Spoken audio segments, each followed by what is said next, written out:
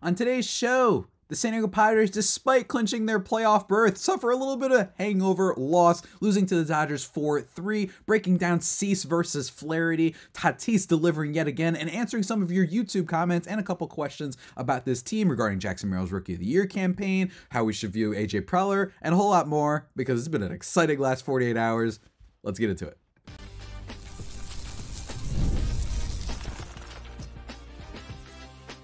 You are Locked On Padres, your daily San Diego Padres podcast. Part of the Locked On Podcast Network, your team every day. Greetings, ladies and gentlemen, and welcome to another edition of the Locked On Padres podcast, which is part of the Locked On Podcast Network, your team every day for Thursday, September 26th. As always, I am your host, though, with sometimes, occasionally, but certainly not always the most, Javier Reyes. You can follow me on Twitter at Javipeno, Javiipeno, the best handle in the game, and at LO_Padres if you want updates on the show and exclusively Padres tweets. Go check out my work at Just Baseball, by the way. If you're unfamiliar, I write about the Padres and general baseball stuff. Got some really cool articles over there, and I also have another podcast called Baseball vs. the World, which has been kicking up lately. We just did a fictional baseball player draft, so that's just a little bit of fun if you guys need a little bit of a break from Padre land. Although right now you certainly don't need a break from Padres land because everything has been going very, very well. Talked about that last night, the season, or I should say the playoff clinching triple play that they pulled off, and they just played a game last night. It feels weird that they does that make sense? It feels weird that we still gotta play games and whatnot, you know what I mean? Because that was kind of the peak, unbelievable, just enchanting moment that the Padres had last night. But nonetheless, we're going to talk about it, specifically the pitching, Jackson Merrill, Tatis, and answering some of your guys' questions and comments because a lot of them have been flooding in, and I didn't want to save all of them for the official mailbag on Monday. Feel free. Remember to send those questions in, though. Firstly, though, guys, today's episode is brought to you by Booking.com. Booking.yeah. The right stay can make you a fan of any city, even your baseball rivals. Book today on Booking.com, the critical accommodation partner of Major League Baseball. Get the Booking.com app today. Whew. All right. Let's get into it, guys. Firstly, let's start with the pitching, because this is the game that was kind of, not marketed, but it was kind of, drummed up. I did a crossover with Jeff Snyder of Locked On Dodgers, a crossover that you guys seem to like. So go check that out. We actually talked about a lot of the pitching matchups and whatnot. And this was the one that was kind of blockbuster. This was the sexy one. It was Jack Flaherty versus Dylan Cease. Two players that have been very, very good for both teams all this year. Two players with big strikeout potential. And frankly, I thought they were both the same. Very similar starts from both of these. Check this out. Dylan Cease goes 5 innings in this one. He gives up 3 earned runs on 5 hits, 3 walks, and 4 Ks. And then Jack Flaherty, he goes 5 innings, gives up 3 earned runs on 4 hits, 3 walks, and 5 Ks. It's basically the exact same thing, with Cease only giving up 1 more hit. So did he outduel him? Not really. It was just 1 more hit. I will say that Dylan Cease looked pretty good. It actually looked like it was one of those starts where the better, just being a good lineup, it really feels like it had a bit of an impact. He generated 16 whiffs on 33 swings of his slider. That was an untouchable pitch for him. And he also generated an extra 4 on his fastball. So I actually thought that he looked really good, but this was just the effect of having a really good lineup to go up against, and one that was clearly, maybe trying to get a bounce back win after last night and being in the news for all the wrong reasons, I think, especially from Shohei Ohtani, who we'll talk about in a second, because Lord knows he was just I don't know if you guys saw the video that was out there of Ohtani on deck, kind of swinging the bat, and he had a vibe and aura to him that was if he came up last night, he was hitting one 700 feet. You know what I mean? Thank God they turned that triple. But anyway, as opposed to Flaherty, who did look pretty sharp, knuckle curve was working for him, his slider as well. He's got a little bit of a different pitch mix, obviously, with more fastball. The Padres couldn't quite hit him fully. But I will say, Dylan Cease, this is kind of what, you still want from him. This would be considered a success. I still think that in the playoffs, he is not necessarily the guy that I think the team will choose as being the number 1 to go out, because I think he's capable of having the best start on this Padres team. But Michael King is right there, and Michael King basically has been pretty dynamite for the entire season, and also up there in strikeout rate. So absolutely awesome stuff even still from Dylan Cease, in my opinion. I still think he had a pretty good start in this game. The big hits coming from Teoscar Hernandez. He gets an RBI single in this one. Teoscar Hernandez, one of the more underrated, not just players in the National League, but all of baseball, especially when you look at some of the free agent signings this offseason. The fact that they got that guy on like a 1-year deal, you just knew he was going to be so much better with the Dodgers than he was with the Mariners, and he's been such a huge success. One of the more underrated players between both of these teams, frankly. He was awesome. The Padres do strike back, though. Xander Bogaerts getting a single in this one.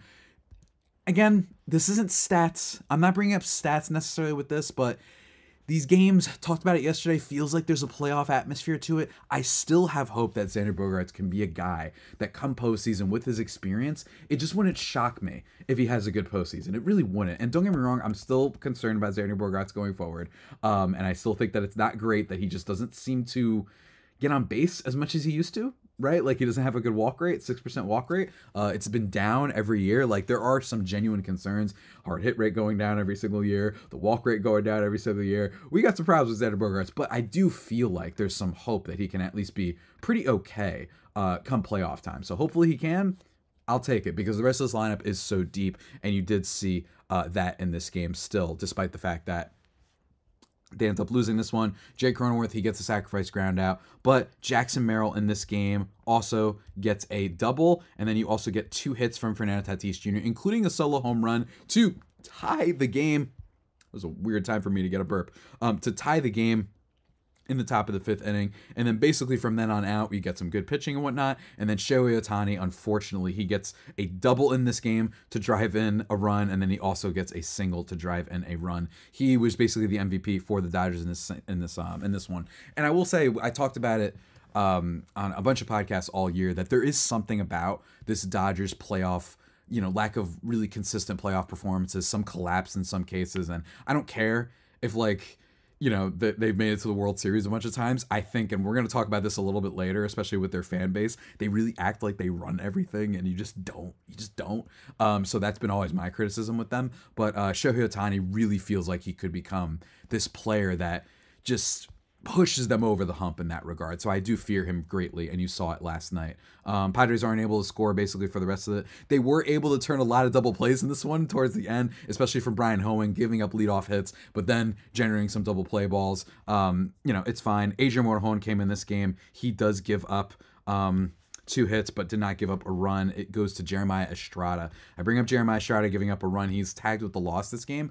I just want to say that everybody's been a little bit flip-floppity. And maybe this is just my YouTube comments and Twitter comments that are like, no, I trust Estrada more.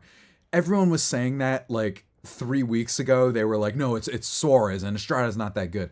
Look, this is just what happens sometimes. I will say that Suarez and Estrada, one thing is that I think Estrada's strikeout stuff is a little bit more nastier, and I'm wondering if in the postseason that's a little bit more important, but we'll see. All in all, though, I think the Padres played fine. This is just still a really, really good team, and let's just chalk this one up to the playoff hangover. Why don't we? Let's just do that. It's much easier to go that way, but all in all, really good performance from the team. It's a good loss. I know that sounds weird, but a good loss. I know they were unable to kind of score. You just had the bottom of this game. Not the bottom, the top of the 9th in this game. They were unable to kind of get in there, despite the fact that our absolute boy, Brandon Lockridge, who they got for nothing from Anuelos de los Santos, by the way, he comes in, does get a stolen base, but unfortunately, doesn't amount to anything. And by the way, I think Bogaerts had a stolen base in this game that they showed on the replay. I forgot what inning it was, but it was at the top of the 6th inning. It looked like he was very much in and that they didn't tag him. Just throwing that out there. Rare kind of L maybe for Mike Schilt, but nonetheless, overall, pretty good stuff from the Padres. But folks, that is not it. We're going to spend the rest of this episode talking about some of your guys' comments and questions because they breach into a bunch of other topics that I'm in the mood to talk about. And despite the fact that the Padres didn't win, the vibes are still strong as ever. So before we get into that, guys, I need to talk to you about our friends over at Prize Picks. That's right, guys. The #1 daily fantasy sports app with over 5 million active members. That's Prize Picks. All you have to do is pick more or less on 2 to 6 player stat projections and watch those winnings roll in. And guess what? Check this out. One more week to do this. 1 Caleb Williams passing yard gets you 1 win on Prize Picks every week in September. That's right, only 1 yard gets you an automatic win every football weekend in September. 4 weeks of free W's if you've been checking it out since the beginning. If not, you've got one more left, so go check that out, guys. You can also play alongside some Prize Picks community members like Drewski, Joe Budden, MMA champ Sugar Sean O'Malley. They've got all sorts of different deals and whatnot, some sort of like, bonuses and little offers that they chalk up every now and then. So I imagine they're cooking up something after this Caleb Williams goes out. But for now, check that out, guys, and download the Prize Picks app today and use code LOCKEDONMLB and get $50 instantly when you play $5. That's code LOCKEDONMLB on Prize Picks to get $50 instantly when you play $5. You don't even need to win. It's just guaranteed. I know. $5 for 50. Guaranteed. Prize Picks, run your game.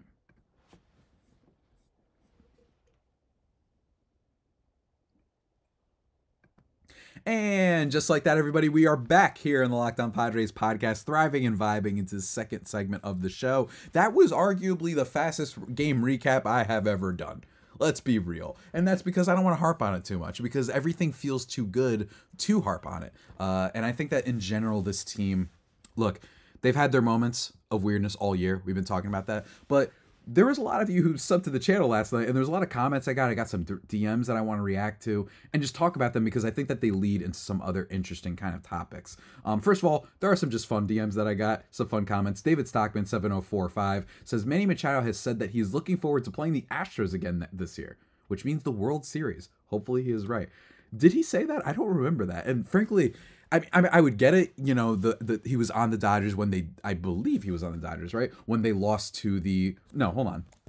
Let me look this up real quick. Manny Machado, was that 2017 that he was on the Dodgers?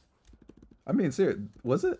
Because I'm wondering if maybe that's why he's saying he wants to face the Dodgers, because he knows, the whole cheating Astros thing, and he was on that Dodgers team, of course, at the trade deadline. It says 2018. No, he wasn't there. That's interesting. Anyway, well, Manny wants to play the Astros for whatever reason. I don't know why, if that is true for my guy here. The Astros have such a, we're going to make it and everybody's going to be mad that we're not even that good this year and we're still going to make it. Kind of like Kansas City Chiefs for football fans out there, where it really wasn't the best iteration of that team last year. They didn't really have the same offense. They couldn't do as much, and they still won the Super Bowl. That's kind of the vibe that the Astros are bringing. Everyone's terrified of them, that they're just going to step up in the postseason. I guess we'll see, and I friggin' can't wait for the postseason, man. God. I'm not just saying that because of the Padres either. Just really good stuff. Another comment. This one coming from @TheOpinionated The problem with Suarez, by the way, incredible name. The problem with Suarez is he has to cool it with his fastball. The last few games I've seen him pitch, he has notoriously shook off the signal given over and over and over and tries to go machismo mode on the batter, and they know 100% a fastball is coming, and bam, they get a hit. When Suarez is out there, Hickey needs to call timeout and tell him just that. Mix your pitches. To me, this solves his issues he's had. I think that with Suarez, it's fair to, look at this and say this could just be a mental thing, right? That's totally possible.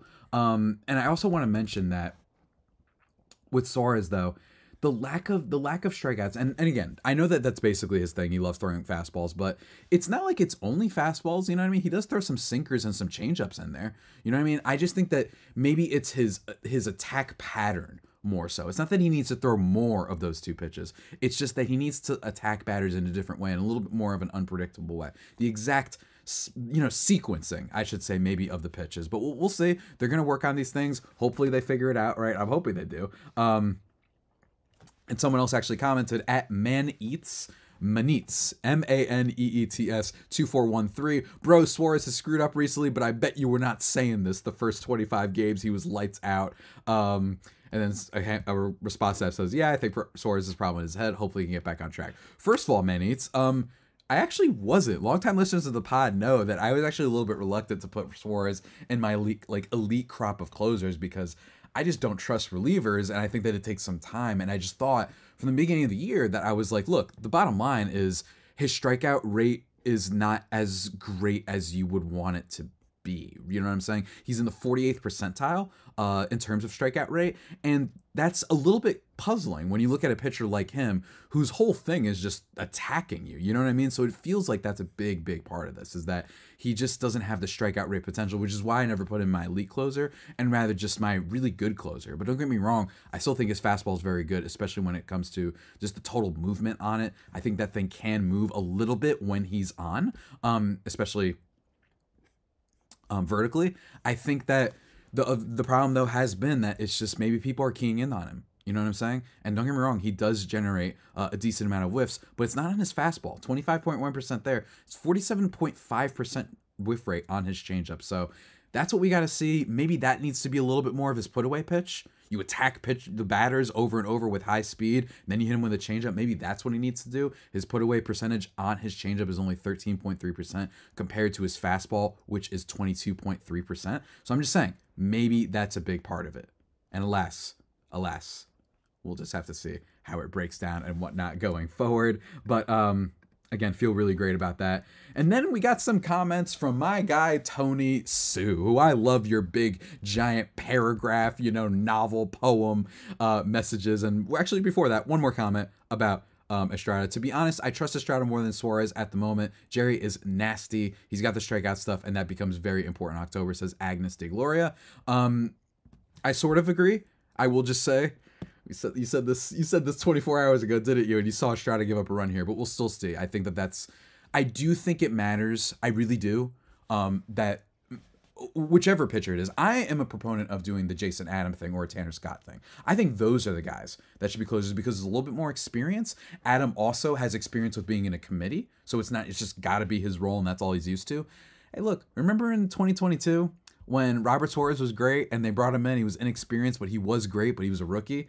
Gave up that big home run to Bryce Harper. I think that stuff matters, especially come postseason, right? At least it's something that needs to be taken into account. And Estrada still is, young, and I don't know if he has that experience. So as a closer, I don't know. Maybe we mix up, use him in different leverage situations. We start considering using him more. Maybe, perhaps. But I'm more of a Chase and Adam, Tanner Scott guy. I think that those are the guys that they should go with. But again, that is just me. Now back to my guy Tony Sue, who says, yes, all the extraordinary good things that have gone right for the Padres this year should be noted, but to me should be reason to sing the praises of the organization. I don't see this season as singular, but a continuation of an organization that has not been afraid to take chances, evolve, and do creative things behind the scenes out of sight of the public. Every individual in the organization must be hard at work doing things differently than one would expect, because when not one or few fortunate things happen, but when one thing after another is much better than usual, it means it's no longer chance, but superior practices that must be happening. Just goes to show that critics of the Padres organization, led by Preller this past year, really don't know what they were talking about. Okay. It was fair to say that performances on the field didn't meet expectations, but in retrospect, those critics couldn't recognize the positive things that were happening. He actually goes on. He actually made another comment after this, Mr. Tony Sue, saying, all you critics of Preller out there are nuts. Every year since Preller has been running the Padres, the team has been interesting. I remember when Preller was hired, everyone agreed the Padres had a zero farm system. Prior ownership didn't invest in players at any level, and even infamously refused to draft a surefire, Hall of Fame pitcher with the #1 draft pick, and instead drafted a local kid because he was cheap to sign, who quickly washed out and got in trouble and later tried to make a comeback as a pitcher. I remember Preller's first year signing Matt Kemp and a bit later Kimbrel as though they were the start and promise of a championship clubs. Of course, neither produced winning teams, but those times were attention-getting and different from the Kevin Towers teams that were sometimes very good, but never had a really high ceiling because the team wouldn't spend for talent. The entire Preller tenure has been steadily building, not just win by win, but establishing a solid foundation. Stuff like investing in the Dominican, hiring Schilt, I assume you mean Dominican players, hiring Schilt long before a manager job was even available. Most teams like the Marlins, Reds, and D-backs do a major fire sale after a successful year and go into hibernation for about 15 years before producing another winning team. Preller has been creative from the beginning, collecting player talent in unusual ways, like signing Everett Cabrera, I think you mean, as a Rule 5 draftee, and even this year Kolek as a Rule 5. First of all, I wouldn't use those guys as like your shining like testaments to your point. I don't know if those guys turned out all that great, but even still, I get what you're saying. Preller's been doing a great job, always aiming high. Not every move turns out good, but enough does, and everyone should understand that without change and playing itself leads to mediocrity. First of all, you ain't gotta tell me, buddy, about all those teams that just play it safe and don't do anything. I disagree. First of all, I feel like you're attacking me, and look, I love you, Tony. Love you. Got love for you, man. And I love your little picture. I think that there's a little bit of revisionist history going on, and don't get me wrong, it is true that Preller deserves a lot of credit, But I have been critical of him because, don't get me wrong, there are so many worse GMs out there in worse positions, which is one of the things I've said all offseason. People are forgetting. I was trying to be positive about this team, and people made fun of me, and it was mean this past offseason, that it is still fair to say, you know what? He's really good at cultivating the farm system, but then he dumps it, and the trades don't always turn out great. You look at Trey Turner getting traded, right? That is an MVP quality player that you got rid of. You look at the fact that you traded all those assets and players. Don't get me wrong, some of them haven't turned out as great. CJ Abrams had a really bad second half, but still a lot of assets for a player that you then aren't able to sign because you extended so many other players, right? And don't get me wrong, we can have a conversation about that, but whether or not you'd rather have CJ Abrams for basically nothing and he's under club control, or you'd rather have Manny Machado and all that stuff. And don't get me wrong, in a vacuum, obviously you'd want Machado, but just in terms of asset cultivation, then you don't sign Juan Soto because you went out and signed Xander Bogaerts, despite the fact that you already had Hassan Kim on the roster. And frankly, you also had CJ Abrams, so it was like, do you need another shortstop? Okay, that's weird. You know what I'm saying? Like, that's not a move. And then what happens? They lose Soto, right? When you look at the Mike Clevenger trade, when you look at a decent amount of trades, hey, for a while, the Ty France trade really hurt. Eric Hosmer hurt. It's not that AJ Preller is bonkers awful. I will say, I did think that it was time for them to move on because of all the other reports we get too, of clubhouse weirdness, and it's an organization where he's a little bit too much of a micromanager and all that stuff. And I think that, multiple reports from The Athletic and the San Diego Union Tribune all, kind of backing that up, I think pointed to something that wasn't a disaster. What's funny about those pieces, especially the Athletic ones, was they also got voices and quotes from people who were saying, hey, look, he does work really hard and he does care about this stuff and he is smart. It's just that he's got some wrinkles and whatnot. And maybe he's figured those out. You saw them invest more in a pitching lab this past offseason, for example. So I'm not saying it's all that Preller was all bad. I've actually done a bunch of episodes saying I'm thankful. Like, this guy has been really weird and whatnot. But all in all, a little bit of revisionist history to act like we're crazy for saying that we wouldn't have wanted him, that it's just been sunshines and daisies the whole time. And we're going to talk a little bit more about that, as well as some Jackson Merrill Rookie of the Year talk in just 1 second, guys. But first, I need to talk to you about our friends over at Booking.com. What a great website, man. You gotta love Booking.com.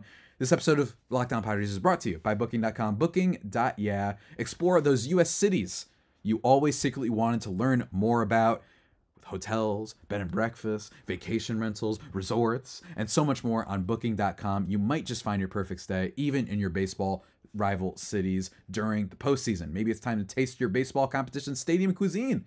Luckily, on Booking.com, you can find the stadium stay that's just right for you. And with Booking.com's wide variety of choice across the U.S., you can go incognito to all your baseball rival cities. So go check it out, guys. Booking.com. Booking.yeah.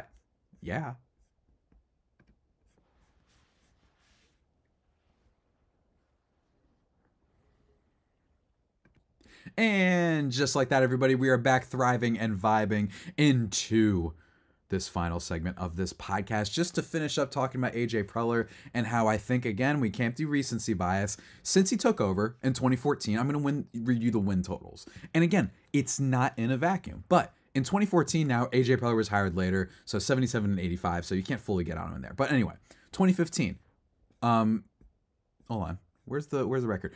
Wait, did I get the first record right? 77 and 85. And then 2015, they go 74 and 88. After that, they go 68 and 94. After that, they go 71 and 91. After that, they go 66 and 96. And that was the first, I believe that was the first Hosmer year. And then 2019, they go 70 and 92. That is one of the first seasons when the collapse happened. People forget that team traded away Fernando Reyes and some other guys. And don't get me wrong, I'm not saying Fernando Reyes was an incredible player, but in the second half, they were bad. They started off 45 and 45, and they were 25 and 47 in the second half. That's pretty dang bad, like genuinely very bad. Then you had 2020, a good season, but it was the COVID year, and it's hard to, glean too much from that, at least in my opinion. Then you have the 2021 season where they go 79 and 83, and they have the most infamous second half collapse in franchise history. Then you have 2022, they were good, right? But if you look at that team and you look at some of the players outside before the Soto trade and all that stuff happens, there was a little bit of like, wow, we got like 5 walk-offs for Alfaro.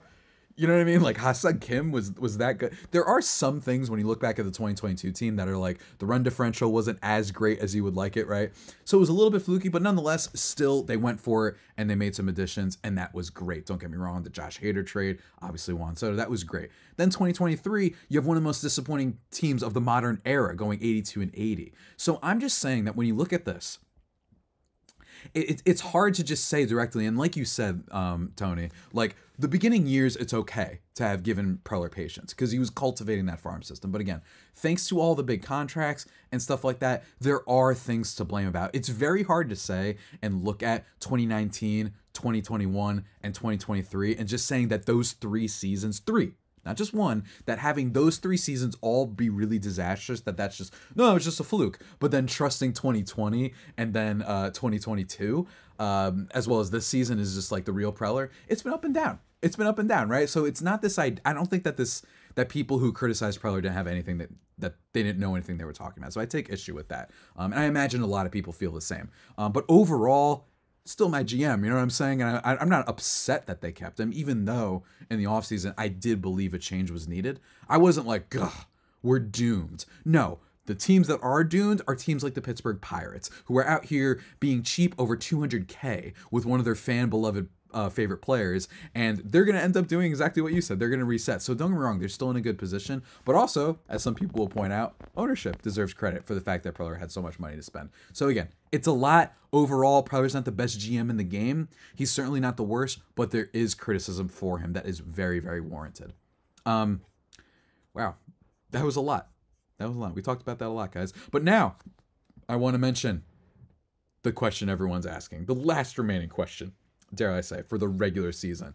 At Silas Robert Shaw says, one more thing. If Skeens finishes with a sub-2 ERA, do we think there is any chance Merrill can win Rookie of the Year? And then a response from Tim Owens too. Sadly, there is no shot. Skeens is a pitching anomaly and is amazing. Merrill is awesome and I want him to win, but Skeens is doing something that has never been done. Again, it's stupid they're being compared, but it is what it is. This is tough for me. Because, first of all, everybody yelled at me when I still thought it was Skeens a month and a half ago. I did not realize that Jackson Merrill was going to go absolutely nuclear before that. I think that this is about as good of a race as possible. I will say, and I would like to point out to the people that, and again, I think it's dumb that we have to compare pitchers versus, batters. I do think it's worth pointing out that, like, in 2020, when it was Jake Cronenworth versus Devin Williams, all of a sudden, people were like, you know what? It's okay that it was a relief pitcher versus the guy who was playing great. It is unfortunate that once again, these things are probably going to go against the Padres, right? They've had like 3 major award contenders these past few years that it just hasn't shaken their way. And it would be very easy for me to say bias, but they lost to Brewers. They're going to lose to Pirates. And then they lost to Cardinals. So it's not like the biggest market teams, but I am fully, and I will fight people on this. Like, I will debate this. I'm totally down for it. That Manny Machado should have been the MVP that year. I'm sorry, he should have been. But with Jackson Merrill, Aram Layton, who's been on the show before, did point out that Jackson Merrill entered today, as last night, but depending on the time, really, in the September 25th, with the 13th highest F4 for a hitter since 2000. 16 of the 18 players on the list won Rookie of the Year. The exceptions are Adley Rutschman, who lost to Julio Rodriguez, who was the Rookie of the Year that year, and Austin Kearns, who only played 106 games. So what Merrill is doing is he's being one of the best 20 batters, it seems, we've seen since 2000, right? And don't get me wrong, I understand that what Paul Skeens is doing is amazing with the strikeout rate, with the lack of walks, the fact that his meteoric rise has been incredible to watch, the 1.9 ERA, 2.56 expected ERA, 2.48 FIP. He's been amazing in all regards. And the fact that he basically, if not for innings, could win the Cy Young, I do think it means that. But I also want to add on to Arm's thing and say, this is a guy who changed positions. I think that's crazy. He never played center field before. I sometimes really hate that things like these narrative things and these other like little nuggets like that don't make enough of an impact when it comes to voting in this sport. And don't get me wrong, unfortunately, sometimes in the other sports, the narrative gets too far where people are like, hey, this quarterback, he threw 200 more yards than the second best guy, but he was the best quarterback, so it has to be him. Like, that's dumb, right? And you look at the basketball, right, where narrative takes over all the time, right? So I do think that matters a little bit, but I am glad that baseball can be a little bit different in that regard. So that's just me, is what Arm mentioned, and then also what I'm mentioning about changing positions. All of these game-winning hits, right, playing every day, I think it's close. And I do think, though, unfortunately, is that, a little bit more famous, he's got a little bit more of the media juice. I just don't think he's going to be able to pull it off, especially with the fact that he has continued to pitch really well and whatnot. But hey, you know what? It don't even matter, man, because what matters is how you do in the playoffs, and then Paul Skeens ain't going nowhere when it comes to the playoffs. But I imagine that, similar to Arm, you can find some crazy Paul Skeens stats, like, about his run that he's had. You know what I'm saying? Like, I imagine you can, and I imagine you could say there hasn't been a player with this low of an ERA, right, since, like, forever. You know what I'm saying? He's only the second player, in fact, I just found one, to post an ERA of less than 2 through 22 career appearances since 1913. So again, it's totally fine. I think the way to view it is this. We've seen people be as good as Merrill before. We have not seen people be good as Skeens is in his position. Almost makes you feel like there should be a Rookie of the Year for pitchers and for batters. Maybe that's going to be the discourse. I don't know. I'd love to hear what you guys think. But that's about it for today's edition of the Locked On Padres podcast, guys. The only pod that may be better than the Padres themselves. Remember to subscribe to the podcast wherever you get your podcasts from. Stay tuned for tomorrow's episode, where it is the final regular season series. And we got a crossover with my guy, longtime collaborator of this show, Millard Thomas, the host of Locked On Diamondbacks. We're going to talk about that series. We're going to talk about potential playoff stuff, all sorts of fun mumbo-jumbo baseball goodness. And of course, be sure to send in your questions at the mailbag, okay? Whether it be sending YouTube comments on this video or tomorrow's video, whether it be primarily messaging me on Twitter at Javipeno, Javiipeno, or at LO_Padres, and we'll be doing a mailbag, the final regular season mailbag, I think, of this 2024 season on Monday, the Monday mailbag. So be sure to do that. But until that next time, stay safe and, of course, stay faithful. My Fire Faithful homies, take care.